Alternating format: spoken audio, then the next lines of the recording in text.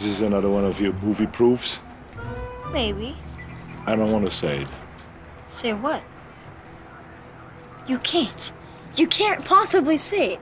Because this movie is PG-13. The 1990s were a golden age of high-budget spectacle, but not every blockbuster succeeded. Some films had the money, the marketing, and even the stars, yet they crashed in the eyes of fans. These are 10 action movies from the 90s that completely bombed. Subscribe to know which big names stalled careers and lost millions, and tell us in the comments which flopped production is the hardest to believe.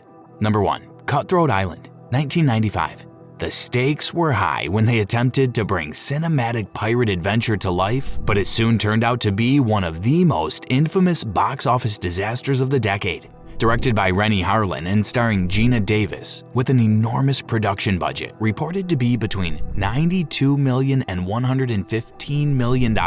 It collected only about $16 million in worldwide box office revenue. A film that had major production difficulties, like costly reshoots and recurrent script changes, and ultimately faced a devastating failure when audiences responded poorly to its direction and lack of character arcs. Not only did it fail commercially, but discouraged studios from investing in later big-budget pirate projects for years afterward. Number 2. Last Action Hero, 1993. Last Action Hero arrived amid heavy studio and audience expectations due to its star Arnold Schwarzenegger and the success of his previous blockbusters. The film cleverly mixed action with meta-comedy by taking a young cinephile into the world of a fictional action hero and adding the right amount of parody. However, this experiment confused many viewers and critics who were left to wonder if the film was an action film or a satire of the genre. Its box office was respectable with about $137 million worldwide on an $85 million budget, but when compared to Schwarzenegger's prior hits, it was widely seen as underwhelming. Its release just a week after Jurassic Park may have contributed to pushing it to the shadows, but at the time, unmet expectations labeled it a commercial disappointment. I was wrong. It got worse. Can't back me up. General, God, loosen up. It's a party. Are you with me or against me? Number 3. Street Fighter, 1994. One of the earliest attempts to adapt a popular video game franchise into a major film, Street Fighter featured action star Jean-Claude Van Damme as Colonel Guile. Despite the built-in fan base, the film struggled critically and commercially. Audiences and reviewers found its plot confusing and its characters poorly developed compared to what players expected from the source material. While its exact worldwide gross numbers were enough to cover a modest budget, it underperformed in terms of critical reception. Many reviews cited a lack of narrative coherence and depth, and a complete failure to capture the excitement of the game's martial arts combat. Fans of the game generally felt the film didn't translate the energy, stakes, or character motivations effectively, and critics agreed. Its performance became a cautionary example in Hollywood when it came to the challenges in adapting video game storylines to linear film narratives. I know you think I'm a sleazebag, right? Maybe I am. Maybe I am a sleazebag. Maybe all my life I've been a sleazebag. I never thought about it like that. But now that you put it that way, thanks a lot for being a sleazebag for me. It's my pleasure. Number 4. Loose Cannons, 1990. Loose Cannons paired comedy legends Dan Aykroyd and Gene Hackman in a buddy action comedy that was expected to draw on both actors' strengths. Instead, it flopped badly at the box office. Opening in February 1990, it grossed just over $5.5 million worldwide on a $15 million budget and left theaters after a short 2 weeks run. Critics were harsh in their assessments and called it a screenplay that failed to balance its comedic intentions with effective action or narrative momentum, while also failing to capitalize on the chemistry its leads might have offered. It holds an unusually low critical reputation, which includes a 0% rating on review aggregator sites. Despite its initial potential, the film was labeled one of the worst films of the early 90s by reviewers and was unable to attract audiences in any meaningful numbers. A one-of-a-kind example of star talent not being enough to rescue a film that lacks in storytelling and meaningful direction. Number 5. Stone Cold, 1991. Casting the former NFL star Brian Bosworth as a tough police officer who infiltrates a biker gang, Stone Cold sought to showcase Bosworth's physicality in gritty action sequences, but commercial performance revealed a disconnect with audiences. On a reported budget of around $25 million, it earned only about $9.1 million at the box office, undoubtedly marking a huge financial disappointment. Critics and viewers found that while Bosworth's athleticism was undeniable, his screen presence did not translate into the charismatic leading performance everyone expected. And that's not because the material itself lacked narrative depth or emotional engagement. The action sequences were there, but not enough to carry the movie into success or fans' approval. So, subscribe and remember that the next time a director wants to play a casting gamble, they should make sure to first acquire a strong narrative support. For now, Stone Cold remains a notable flop of the decade. You're a godsend.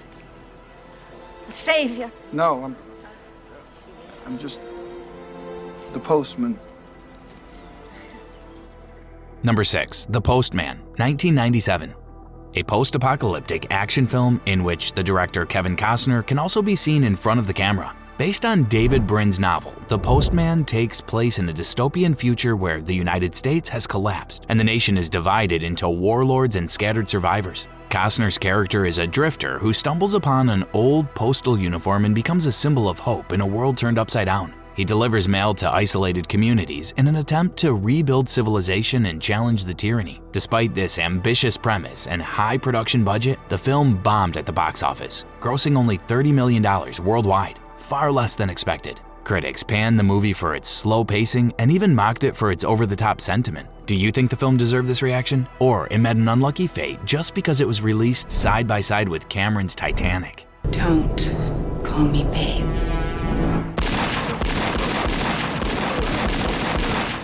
Number 7. Barbed Wire, 1996.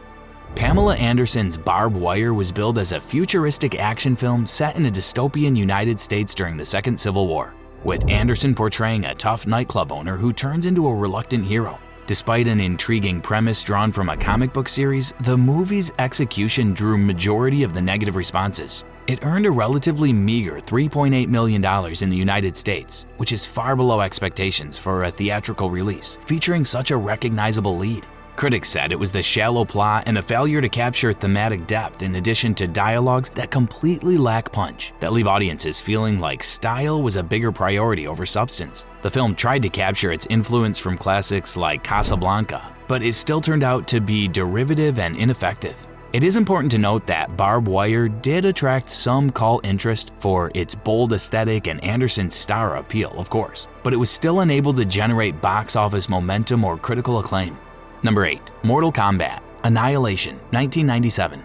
After the moderate success of the 1995 Mortal Kombat, the sequel proved to be a notable downturn in quality. Released in late 1997, it opened at number 1 with a $16 million opening weekend, but went on to earn only about $51.3 million worldwide, underperforming significantly as compared to the expectations set by its prequel. This failure may be attributed to its convoluted plot, the overloaded character roster, and visual effects that could have looked much better. Audiences received it with a cinema score average of C+, which reflects the mixed satisfaction levels. Reviewers described the film as a series of fight scenes loosely strung together with insufficient character development or engaging dramatic stakes. While the first Mortal Kombat had been admired for its charm and martial arts choreography, Annihilation lost that balance and left many eager eyes disappointed. Not the first example of a sequel failing to build on its own predecessor's strengths, and definitely not the last.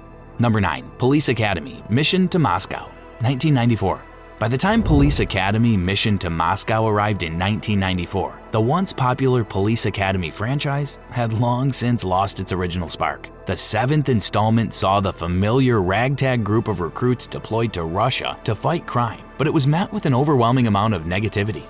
Unlike its predecessors, this sequel received only a limited theatrical release in North America and grossed just about $126,247 domestically and roughly $4.2 million worldwide. This was a clear underperformance, even by modest expectations. Critics were nearly unanimous in their disdain, and the film holds a very low rating as well, indicating an overall consensus that it was stale, unimaginative, and repetitive. Humor that once felt playful now came off as tired, and the action elements were not exciting enough. Audience interest had dwindled dramatically by this point, and Mission to Moscow continues to be an example of a series running beyond creative momentum and coming face-to-face with commercial irrelevance. Number 10. Striking Distance, 1993.